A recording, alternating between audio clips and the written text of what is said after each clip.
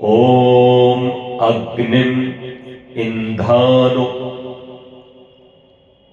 मनस धियम सचेतमर्त्य अग्निमिंधो विवस्वभि। बहुत छोटा सा मंत्र, और ये मंत्र कितना हम सब के जीवन को पवित्र करने वाला है, कैसा सुंदर हमारा मार्गदर्शन करने वाला है। आप जब इस मंत्र के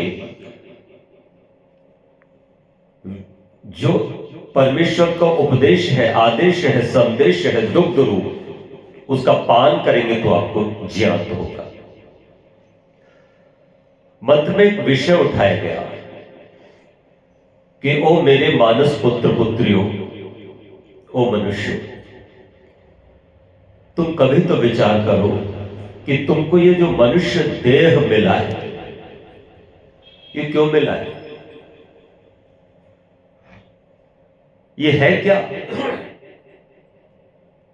तुम जिसे देख करके इतराते हो, आईने में, शीशे में, दर्पण में देख करके, या मोबाइल में अपनी सेल्फी लेकर के, है ना, या अपना फोटो खिंचा के कहते हो देखो मैं कितना सुंदर हूं, देखो मैं कैसा लग रहा हूं।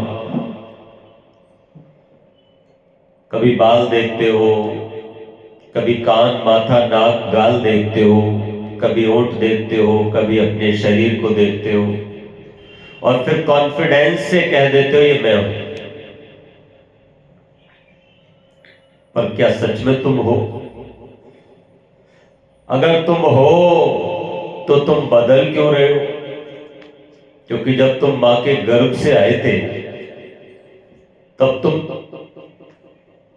पूछ लेना किसी से, अपने मां से, पिता से, कि कैसे थे। बहुत छोटे से थे तुम तो अपने भोजन का प्रबंध भी खुद नहीं कर सकते थे। मां के अंदर मोह पैदा हुआ, मलमूत्र भी तुम वही त्यागते थे। मां ने मलमूत्र से तुम्हें स्वच्छ किया, अपना स्तनपान कराया, तुम बड़े होने लगे। तुम 4-5 फोटो अपने पीछे वाले देखो, जब तुम शिशु थे 1 माह के तो तुम कैसे थे, अगर तुम शरीर हो तो।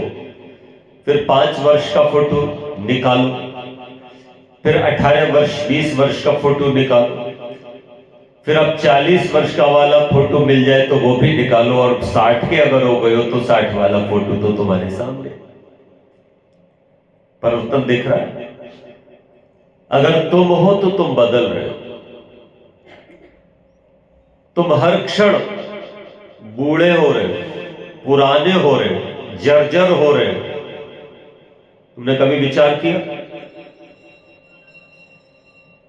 रोकने की तो कोशिश तुमने की, बादाम खूब खाए, दूध खूब पिए, मटर पनीर रसगुल्ले जो मर्जी आया बढ़िया से बढ़िया खाया, और तुमने खूब घी पिए। कोई कोई तो ऐसा था जिसने खूब सोचा कि भाई चलो दंड बैठक लगाएं, तो वो भी की। किसी ने किसी को कहा कि फेयर एंड लवली लगाओ, वीको टर्मरिक लगाओ, तो तुमने वो भी लगाए। कोई कसर नहीं छोड़ी तुमने अपने आप को बढ़िया दिखाने। और हमेशा तुम्हारी एक ही इच्छा रहती कि मैं जवान दिखूं, लेकिन ये हो ना पाया। तुम जैसे ही आयु वृद्ध हो वैसे वैसे तुम्हारा शरीर जो था ना, वो पुराने हो चले कपड़े की तरह पुराना हो चले, और चेहरे पर झुर्रियां आने लगी, बाल सफेद होने लगे। हम लोग बच्चे का जब जन्म होता है और जब बच्चे का हम एक संस्कार करते हैं, मुंडन संस्कार, तो हम वहां पर 4 अनाज लेकर के कटोरे में रखते हैं। एक अनाज होता है काले तिल, एक अनाज होता है उड़द, एक होता है जौ, एक होता है चावल। ये 4 अनाज रखे जाते हैं। और जब बच्चे के बाल उतारे जाते हैं तो फिर आचार्य से पूछता है यजमान, ये सकोरे में रखे गए 4 प्रकार के अन्नों का क्या मतलब है? तो वहां यजमान को आचार्य बताता है कि हम भगवान से ये प्रार्थना कर रहे हैं कि प्रभु, इस बालक को ये चारों अन्न देखने को मिले, अर्थात ये चारों प्रकार के रंगों को देख करके ही ये शरीर छोड़े, उससे पहले नहीं। क्या मतलब? बोले जब बच्चा जन्म लेता है तो काले काले बाल होते हैं उसके, काले तिल की तरह, और जब वो प्रौढ़ होने लगता है 50 साल से ऊपर तो थोड़े थोड़े उड़द की तरह बीच में से कुछ कुछ सफेद बाल आने लग जाते हैं। फिर इसके बाल एकदम जौ की तरह से फिर एकदम से पक से जाते हैं, और 75 वर्ष के लगभग जब आयु आने को होती है तो फिर बिल्कुल चावल की तरह सफेद हो जाते हैं। तो 100 वर्ष की आयु तक ये सफेद बाल, कमाल। एक बार एक व्यक्ति अपने सफेद हो चले बालों को काला कर रहा था। हमने उससे पूछ लिया, ये क्या कर रहे? बोले कि कुछ बाल सफेद हो गए थे तो काली मेहंदी लगा के इनको काला कर रहा हूं। मैंने कहा कितनी देर में हो जाएंगे? तो कहने लगा कि ज्यादा से ज्यादा आधा घंटा लगेगा, आधा घंटे में ये सब काले हो जाएंगे। मैंने कहा एक बात बताओ, सफेद होने में कितने टाइम लगा था? अरे बोलो, सफेद होने में कितना टाइम लगा था? बोले कि 70 साल। और मैंने कहा काले होने में? बोले आधा घंटा। मैंने कहा कुछ तो बात है, 70 साल मतलब 70 वर्ष का अनुभव है इन सफेद हो चले बालों में, और तुम इन्हें व्यर्थ में अरे काले करने से कहीं जवान हो जाओगे। ये दुनिया को बहकाने की बात मत करो, भगवान की प्रकृति की व्यवस्था को समझो। जैसे हो रहे हो वैसे होते चलो, ठीक है, अपने आप को ठीक रखना चाहिए। लेकिन अगर कभी भी तुम किसी सफेद हो चले बाल वालों को देखो और तुम जवान हो, तो जवानों को पहली शिक्षा कि इन वृद्धों के पास बैठना, इनको अपना मित्र बनाना, क्योंकि इनके पास ये जो सफेद बाल है ना, ये सफेद नहीं है, इनके पास 50 साल का 60 साल का अनुभव है दुनिया में रहने का, वो अनुभव इनसे लेना। बहुओं को अपनी सास को मित्र बनाना चाहिए। ये काले बाल वाले जब तक सफेद और खिचड़ी हो चले बाल वालों को अपना मित्र नहीं बनाएंगे, तब तक इनके जीवन में सुख शांति नहीं आ सकती। काले बाल वाले काले वालों को मित्र बनाए पड़े, इसीलिए काले वाले काम करने लग जाते। ये काले काले काम करते हैं ना, वो काले वालों को मित्र बनाने की वजह से हो रहे। अगर सफेद वालों को बनाओ मित्र तो इन काले कामों से बच जाओ और सफेद वाले काम करो। और जिनके सफेद हो चले उनको यह ध्यान रखना चाहिए कि बाल सफेद इस बात का संदेश दे रहे हैं कि जीवन में सफेदी लाओ। अब काला पीलापन छोड़ दो, बहुत तेरा काला पीला उल्टा पुल्टा कर लिया। भगवान को सफेद पसंद है, सफेद का मतलब स्वच्छता, पवित्रता। छोड़ दो ये गृहस्थ का मोह, ये लालागिरी सब बंद करो, क्योंकि अब पेड़ जब पक गया, गेहूं में बाल लग गई, दाना पड़ गया, अब इसमें तुम कितना ही खाद पानी लगाओ, अब तो इसका कुछ होने वाला है। मृत्यु की भी व्यक्ति को तैयारी करनी चाहिए। मृत्यु अपने आप में क्या है? एक ट्रांसफर। जैसे मैनेजर है कोई बैंक में आपके, और उस मैनेजर का ट्रांसफर होता है तो दो बातें होती। मैनेजर के ट्रांसफर पर कुछ लोग प्रसन्न होते हैं, और एक स्थिति ये भी होती है कि रोते भी हैं। तो जब मैनेजर का ट्रांसफर होता है तो हंसता कौन है, खुश कौन होता है? नगर के सारे लोग खुश हो रहे हैं। बताओ क्यों? कुछ तो कारण होगा। कारण होगा कि बड़ा रिश्वतखोर रहा होगा मैनेजर, किसी से अच्छे बोल नहीं बोलता होगा। कोई ग्राहक आया तो उससे अच्छे से बात नहीं कर रहा, बैठाने को नहीं कर रहा, उसके काम को लटका रहा है, कल आना परसों आना। केसीसी बनवाने बेचारा किसान गया, 25 बार दौड़ा रहा है, 20,000 रुपए 1 लाख पे ले रहा है। कहे तो किससे कहे, गरीब आदमी है, पैसा चाहिए, सोचता है चलो दे दबा के कर लेते। और ऐसा मैनेजर अगर ट्रांसफर हो जाता है तो सब लोग बड़े खुश होते हैं, कहते हैं बहुत बढ़िया रहा, बड़ा दुष्ट था, बड़ा रिश्वतखोर था, बड़ा मीठे तो बोलता ही नहीं था। इसके विपरीत एक मैनेजर जो आपके नगर में आया, वो आपसे ग्राहकों से बड़े अच्छे से बोलता है। कोई माँ पहुंचे, कोई बहन पहुंचे, बेटी बैठो, माँ बैठो, पानी पियोगी, बेटा पानी पिलाओ, चपरासी से अपने कहता है। अब गर्मी में बेचारी आई थी, एक गिलास पानी मिला तो पानी तो पिया, लेकिन मैनेजर को देख करके मन में एकदम भाव जगे, कितना अच्छा व्यक्ति। फिर उसने पूछा क्या काम है, कुछ विड्रॉल करना था। अच्छा बिल्कुल अभी करते हैं। कैशियर साहब जल्दी से पहले बहन का करो। अब बहन जी का जब विड्रॉल हो गया, जल्दी से 3 मिनट में ही पानी भी मिला, और जब चल पड़ी पैसा लेके तो नमस्ते भी कर ली मैनेजर ने। बहन नमस्ते, कभी भी आवश्यकता पड़े आइएगा, बैंक का द्वार आपके लिए हमेशा खुला है। इसे अपना परिवार ही मानना। 25 जगह तारीफ करेगी, ये मैनेजर बहुत अच्छा है।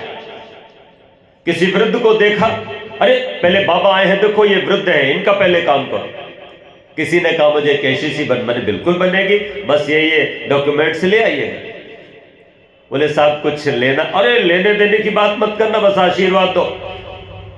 मुझे तनख्वाह देती है सरकार, 1 लाख रुपए मिलता है मुझे, अगर इससे मेरी पूर्व नहीं पड़ेगी तो तुम्हारे रिश्वत से लेकर के क्या पूर्व पड़ जाएगी। अरे बाल बच्चेदार आदमी हूं, बस आशीर्वाद चाहिए, आपका सेवा करूंगा। और आपसे 1 रुपया नहीं लेता, आपका काम कर देता है। जल्दी बताओ, इस मैनेजर का 3 साल बाद ट्रांसफर होता है तो क्या होगा? नगर के सारे लोग उसका अभिवादन करेंगे, उसको विदाई देंगे, उसको उपहार देंगे, और ये कहेंगे कि मैनेजर साहब हो सके तो एक बार फिर हमारे नगर में मैनेजर बन के आइएगा, सीनियर मैनेजर बन के आइएगा। ध्यान रखना, इसी तरह से हम लोग मरते नहीं है, हमारा ट्रांसफर होता है। क्या होता है सुशील जी, ध्यान से सुनो, क्या होता है? हमारा ट्रांसफर होता है। तो आप बताओ, तुम्हारा जब ट्रांसफर होगा तो तुम क्या चाहते हो? ये जो बाकी लोग छूटेंगे, ये तुम्हारे लिए रोए, तुम्हारे लिए दुखी हो, तुम्हें याद करें, तुम्हारी फोटो अपने घर में लगाए, तुम्हारे चर्चे करें, कितना अच्छा व्यक्ति था,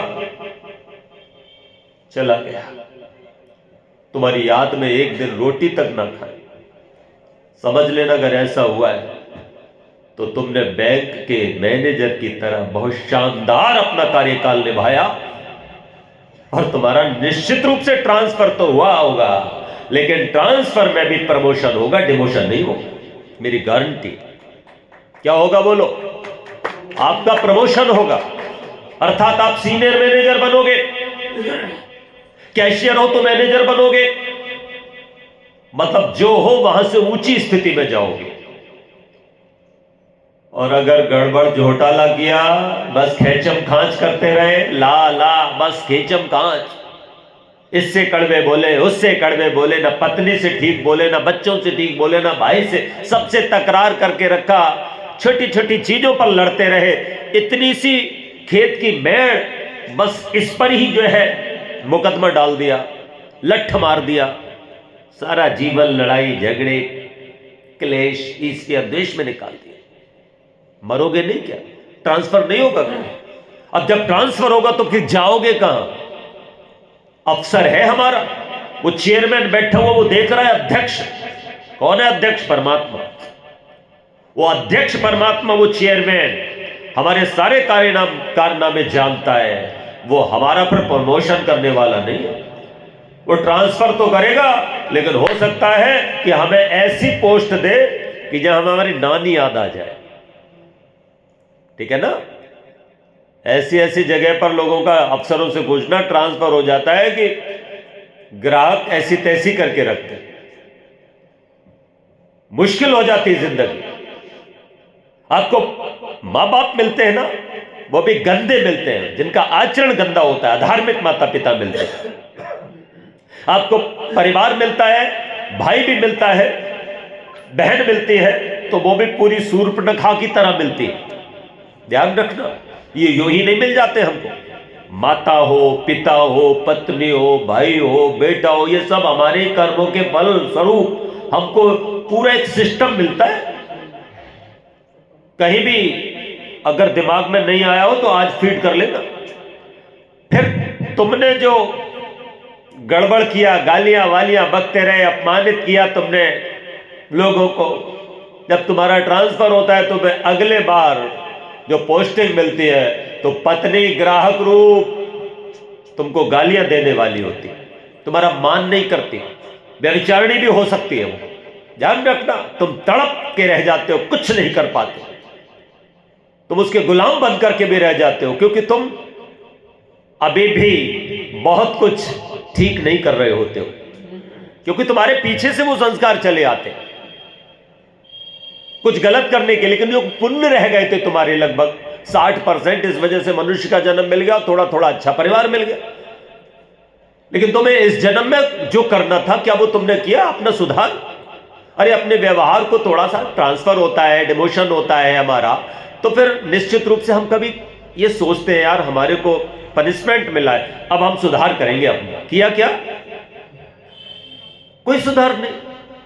इस जन्म को देखो और देख करके विचार करो कि एक ही ग्रह नक्षत्र में कितने बच्चों का जन्म हो जाता है। कोई गरीब के घर में पैदा हुआ, कोई अमीर के घर में पैदा हुआ, कोई काला हुआ, कोई गोरा हुआ, कोई बीमार, कोई एकदम स्वस्थ, कोई लंबा चौड़ा, कोई कमजोर सा। क्यों? क्या ये ग्रहों का फल है? जो जन्म कुंडली बनवा के देखा करते हो, जो सचार्य पंडित जी जरा देखना ग्रह कैसे है, तो पंडित जी जाते हैं और कहते हैं कि अरे भाई इसका मंगल तो बहुत अच्छा है, 5 पुत्रों वाला होगा, छठे घर में बैठा है मंगल, और 7वें घर में अरे वाह बुध बैठा है, बड़ा बुद्धिमान बच्चा होगा। लेकिन हो इसके जो है ना 8वें घर में ये जो केतु बैठा हुआ है, और ये जो 8वें घर में इसके शनि बैठा हुआ है, ये बड़ा खतरनाक है। बोले क्या होगा पंडित जी? बोले 8वें वर्ष में इसकी जान को खतरा है। बोले अब क्या करें? क्योंकि अगर मीठी मीठी ही बातें बता देंगे तो फिर दाम कैसे दोगे, है कि ना? अब ये दाम वैसे तो तुम दोगे नहीं, वे आचार्यों को, विद्वानों को ऐसे कहां देते हो? हिजड़े ले जाएंगे 31,000 और पंडित जी को तुम दोगे नहीं 11,000। आप मुझे बताओ, जो तुम्हारे संस्कार कराता है, जो समाज का सुधार करता है, उस विद्वान को तो तुम नहीं दोगे, लेकिन इनको दे दोगे। आज मेरे यार की शादी है, बैंड बाजा 1 लाख का करोगे, आतिशबाजी 1 लाख का करोगे, 10 लाख का खाना करोगे, यानी वहां लाखों खर्च कर दोगे, और अपने पुरोहित को, अपने पंडित को, अपने ब्राह्मण को आप लोग इग्नोर करते हो। मैं निवेदन करना चाहूंगा, पंडित जी इसीलिए कई बार छल कपट भी करते हैं क्या, और छल कपट कर रहे हैं, कह रहे हैं कि 8वें साल में वृत्ति योग बन रहा है। बोले फिर क्या करें? बोले अनुष्ठान होगा। बोले फिर क्या, कितना खर्चा आएगा? बोले 1.25 लाख का खर्चा आएगा। जो गरीब हुआ तो कह दिया 21,000 का आएगा, तो करना पड़ेगा बेचारे। और किसी को कह दिया ये मूल में पैदा हुआ है और 27 मूल है, अब बेचारे डर गए। बोले क्या करना पड़ेगा? बोले कम से कम 1.25 कुंटल जो है तुमको अन्न, और इतना इतना जो है अनुष्ठान के लिए, है ना, वो सब करना पड़ेगा। वस्त्रादि बनाने होंगे, इतना इतना जो है सामान लाना होगा, तब देवताओं को हम प्रसन्न करेंगे और ये मूल के दोष से मुक्त हो जाएगा। और मजेदार बात यह कि पंडित जी के बाप ने भी नहीं देखा कि मूल कैसा होता है, यजमान तो जानता ही नहीं। लेकिन जो मूल नक्षत्र है, पंडित जी से पूछो कि नक्षत्र किसे कहते हैं, तो वो नहीं बता पाएगा। ध्यान रखना, ग्रह और नक्षत्र दोनों अलग चीजें हैं। ग्रह उसे कहते हैं जहां अपना प्रकाश नहीं होता, जैसे शनि ग्रह, मंगल ग्रह, बुध ग्रह, बृहस्पति ग्रह, पृथ्वी ग्रह है, सूर्य ग्रह नहीं है, वो नक्षत्र है। ठीक है ना? और मजेदार बात यह है कि हमारे पंडित जी ने जो जन्म कुंडली हम लोग बनाते हैं ना, वो जन्म कुंडली में सूरज को तो ग्रह माना है, लेकिन जो धरती पे हम रहते हैं उसका आता पता कहीं नहीं। मतलब नवग्रहों में हमारी धरती नहीं है, सूर्य है। तो सूर्य क्यों रखा? सूर्य ग्रह तो है ही। दो नक्षत्र, अश्विनी भरणी कृतिका रोहिणी मृगशिर आद्रा पुनर्वसु पुष्लेखा मघा पूर्वा फाल्गुनी उत्तरा फाल्गुनी हस्त चित्रा स्वाति विशाखा अनुराधा ज्येष्ठा मूल, यानी 15 और 4 19वां नक्षत्र है मूल। और ये धरती से छोड़ो, धरती से 13 लाख गुना बड़ा सूर्य है, और ये सूर्य से भी 26 लाख गुना बड़ा, और ये 2 करोड़ दूर है, वो 54 करोड़ किलोमीटर मील दूर है, जिसका प्रकाश भी धरती पे आने में कई महीने लग जाते हो। देखा तूने? वो मंगल, वो बुध, वो सूर्य, वो तो फिर भी हमको कई बार दिख जाते, पर ये नक्षत्र तो हमको दिखते ही नहीं। तो ये मूल नक्षत्र दिख कैसे गए? कि भाई वो कुंडली में जो है ना इस जातक के आ गया है, और इस मूल नक्षत्र में बालक का जन्म हुआ है, इसलिए इस पर खतरा है। मैं निवेदन करूं, ऐसी ऐसी बीमारियां इसलिए फैलाई गई क्योंकि इन हमारे तथाकथित धर्म गुरुओं को भी, पंडित पुजारियों को भी भाई अपनी दुकान चलानी थी। तो भाई उन्होंने ये सब बताया, तो आप कहते हो कि बहुत अच्छा, चलो करते हैं, और आप आराम से पैसा दे देते हो, अनुष्ठान हो जाता है। और जो जी गया तो पंडित जी कहते देखो हमारे अनुष्ठान से जी गया, और जो मर गया तो कहते हमने तो कोशिश किया, भगवान की लीला ही ऐसी, तो हम क्या करते। मतलब ऐसे ऐसे मिथ्या जाल में आप पड़ते हो। लेकिन मैं आपको बताना चाहता हूं, ये ग्रहों का फेर नहीं है। आग लगा दो जन्म कुंडली में आज ही अगर घर में रखी हो तो, ये पागलपन की हद से भी ज्यादा बड़ी बीमारी है। ज्योतिषाचार्य हूं मैं, 1990 में मैंने ज्योतिष से आचार्य किया था। दर्शन से या और विषयों से अलग कई विषयों में मैंने अध्ययन किया। तो मैं जानना चाहता था कि ज्योतिष क्या है। मैं इसलिए आपको बता रहा हूं, बड़े बड़े जन्म पत्र बनाता था, यहां से उस दरवाजे तक इतने लंबे जन्म पत्र बनाता था मैंने फिर हाथ की रेखाओं का ज्ञान करा, और मैं इसमें जिंदे लोगों के हाथ देखता था, फिर मैं मरे हुओं का भी हाथ देखा। और मैं आज तक टेंशन में हूं, मरे हुओं की कम से कम 1000 से ज्यादा मरे लोगों का मैंने हाथ देखा। भाई साहब आज तक नहीं पता लगी वो रेखा, ये मैं मरने वाली रेखा कहां है। कोई भी किसी की हथेली देख करके बड़े से बड़ा ज्योतिषाचार्य नहीं बता सकता कि तुम्हारी मृत्यु अब होगी। ध्यान रखना, ये सब तुम्हारे चेहरे को देख करके, उनकी आकृति देख करके हम लोगों को ज्ञान हो जाता है, कुछ मनोविज्ञान के आधार पर, और बता दिया जाता है।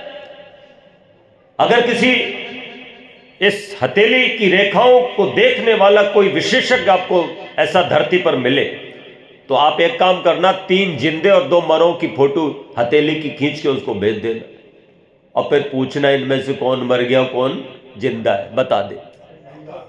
मैं निवेदन करना चाहता हूं कि ये सारी की सारी बीमारियां हैं। तो मैं कह रहा था कि अगर कोई व्यक्ति हजारों पैदा हो जाते, अगर ग्रहों का फल होता तो सबको एक जैसा होना चाहिए था।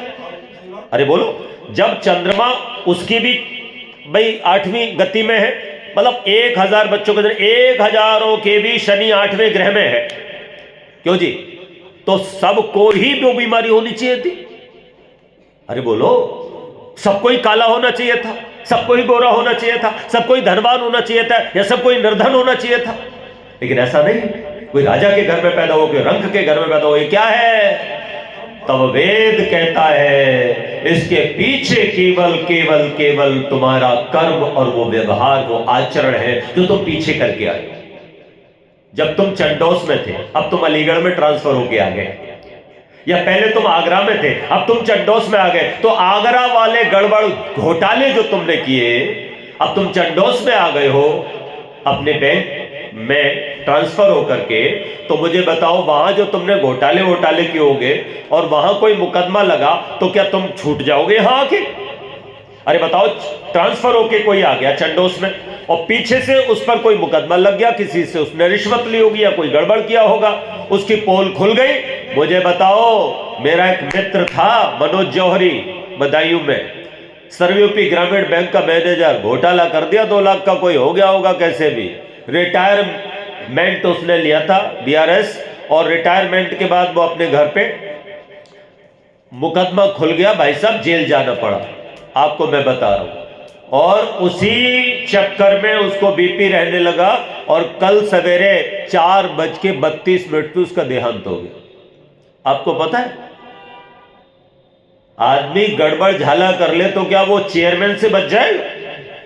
भाई एसबीआई का जो चेयरमैन है वो तो तुम्हारे सारे कारनामों को देख रहा है, जो कंप्लेंट हुई है उन पर तो काम होगा। तुम चंडोस के बजाय तुम हरदोई पहुंच जाना, तुम लखनऊ पहुंच जाना, तुम नोएडा, कहीं भी ट्रांसफर तुम्हारा हो जाए, लेकिन जब तक वो फाइल वहां पर है वो आपके लिए पनिशमेंट, कहीं भी चले जाना वहां भी कर सकते हो।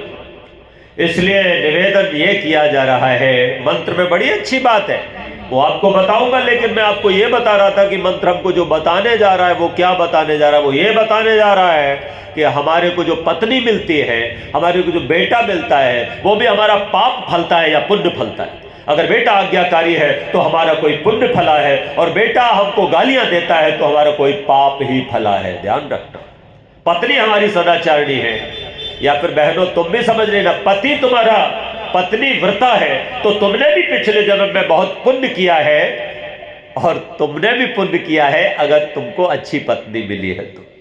और कर्कशा पत्नी मिली है, या निठल्ला और बहुत ही अभक्ष पदार्थों का सेवन करने वाला दुराचारी पति मिला तो तुमने भी अच्छा काम नहीं किया पीछे। ध्यान रखना, हमको पड़ोसी भी अगर खराब मिला है तो इसमें भी कहीं ना कहीं हमारा कुछ ना कुछ बोया हुआ है गलत, और अच्छा पड़ोसी मिला है, अच्छे दोस्त मिले हैं तो ये भी हमारे ही कहीं ना कहीं कुछ पुण्य कर्मों का फल है। अब चलो पीछे तो जो हो गया सो हो गया, ठीक है, लेकिन अब आगे अच्छा हो जाए उसके लिए हमें सोचना चाहिए कि नहीं सोचना चाहिए। चलो पीछे तो हमसे कुछ भूल हो गई, उसका पनिशमेंट वगैरह हम ले लेंगे, लेकिन सवाल यह है कि आगे भी तो जीवन है, तो आगे हम अपना कुछ अच्छा करें ना। तब ये मंत्र कहता है अग्निम इंधानो मनसा धियम सचेतमर्त्या। देखो एक एक शब्द स्पष्ट है, मंत्र कह रहा है कि ओ मेरे मानस पुत्र पुत्रियों, मैंने तुमको ये जो मनुष्य चोला दिया है, ये मनुष्य का जो चोला है ये केवल तुम्हारा मकान है। क्या है बोलो? तुम्हें रहने के लिए मैंने एक सुंदर सा मकान दिया है, इस मकान में तुम रहो। इसकी विशेषता भी सुन लो, इसकी विशेषता यह है कि इसमें तुम्हें जब मैं रखता हूं मनुष्य रूप में, यानी मनुष्य चोले की ही विशेषता है, मनुष्य से इतर पशु पक्षी कीट पतंग आदियों की नहीं, वो तो कारागार में बंद कैदियों की तरह है। ध्यान रखना, वो भोग योनि है, लेकिन ये जो है ना वो भोग योनि और कर्म योनि है। इसलिए यहां पर तुम अपने किए हुए कर्मों के फलों को भोगोगे, लेकिन तुम्हें नए कर्म करने की भी छूट मिली है। क्या मिली है बोलो? तुम्हें नए कर्म करने की स्वतंत्रता है। अब तुम्हें सोचना है कि तुम्हारे नए कर्म कैसे हो, तुम्हारे नए कर्म कैसे हो। तो जब तुम सुबह को उठा करो तो सबसे पहले गायत्री मंत्र जप के भगवान के सामने बस खड़े होकर के, और ये मान लिया करो भगवान मेरे साथ है, बस उससे ये कहा करो और सोचा करो आज एक दिन और मुझे जीवन जीने के लिए मिला है, तो आज मैं कैसे कर्म करूं, मेरे आज किए जाने वाले कर्म कैसे हो। तो फिर भगवान ने कहा धियम सचेत, यानी अपने बुद्धि से बहुत सचेत सावधान होकर के कर्म करना, क्योंकि सावधानी हटी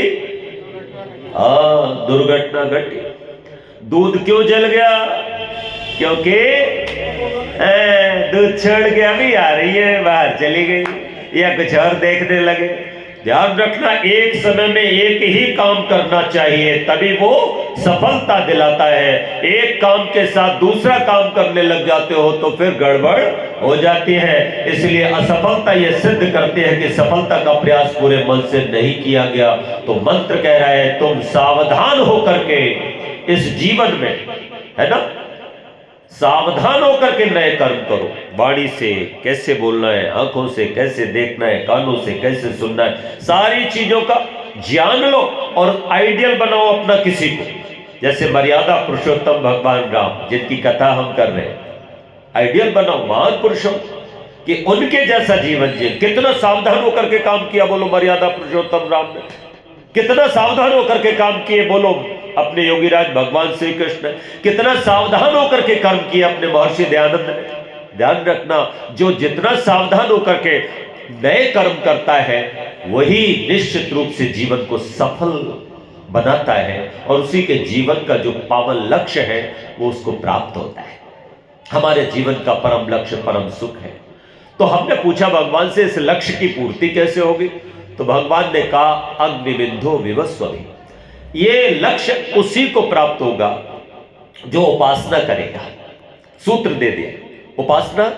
हमने कहा उपासना से क्या होगा, तो कहा उपासना से बुद्धि कल्याणी हो जाएगी।